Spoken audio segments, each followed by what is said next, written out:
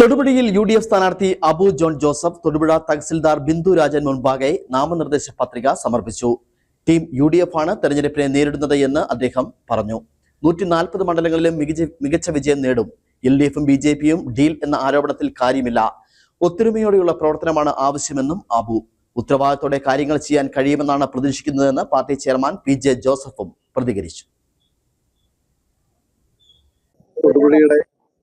വികസന തുടർച്ചയ്ക്ക് കഴിഞ്ഞ 50-ലേറെ വർഷക്കാലം ഈ നിയോജകമണ്ഡലത്തെ കണ്ണിലെ കൃഷ്ണമണി പോലെ കാത്തു പരിപാലിച്ച കേരളം കണ്ട ഏറ്റവും വലിയ ദീർഘവീക്ഷണമുള്ള വികസനം സ്വപ്നം കാണുന്ന സമഗ്ര വികസനത്തിന് വേണ്ടി തന്റെ ജീവിതകാലം മുഴുവൻ ഒഴിഞ്ഞുവെച്ച ഒരു നേതാവിന്റെ കാലടികൾ പിന്തുടരുമ്പോൾ തീർച്ചയായിട്ടും മുന്നോട്ടുള്ള നാളുകളിൽ തൊടുപുഴയിൽ നിന്ന് നിലവിലുള്ള അടിസ്ഥാന സൗകര്യ വികസനങ്ങൾ അത് ഈ നാട്ടിലെ ചെറുപ്പക്കാരെ ഇവിടെ തന്നെ പിടിച്ചു നിർത്തുന്ന രീതിയിലുള്ള തൊഴിൽ ഉൽപാദക മേഖലകളായിട്ട് മാറ്റുക എന്നുള്ള കാര്യമായിരിക്കും. ജനക്ഷേമപരമായ കാര്യങ്ങൾ ഏറ്റെടുത്ത് നടത്തിക്കൊണ്ട് ജനങ്ങളെയും ജനപ്രതിനിധികളെയും ഉൾപ്പെടുത്തിയുള്ള ഒരു തൊടുപുഴയിലെയും ഓരോ മേഖല തിരിച്ചുള്ള മാസ്റ്റർ പ്ലാനുകൾ 1980-കളിൽ അപ്പച്ചൻ കൊണ്ടുവന്ന ഒരു മാസ്റ്റർ പ്ലാൻ പ്രകാരമാണ് തൊടുപുഴ വികസിച്ചതെങ്കിലും ഈ ഒരു 2050 ഒരു ടാർഗറ്റ് തൊടുപുഴയെ ഒരു നവ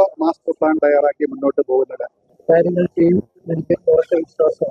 ഇപ്പം നിലവിലെ UDFില് കോൺഗ്രസിന് 140 സീറ്റുണ്ട്, കേരള കോൺഗ്രസ് പാർട്ടിക്ക് 140 സീറ്റുകളുണ്ട്, മുസ്ലിം ലീഗിന് 140 സീറ്റുകളുണ്ട്, RSPക്കും EMPക്കും ADPക്കും എല്ലാം ടീം UDF 140 സീറ്റുകളിലാണ് ഇവിടെ മത്സരിക്കുന്നത്.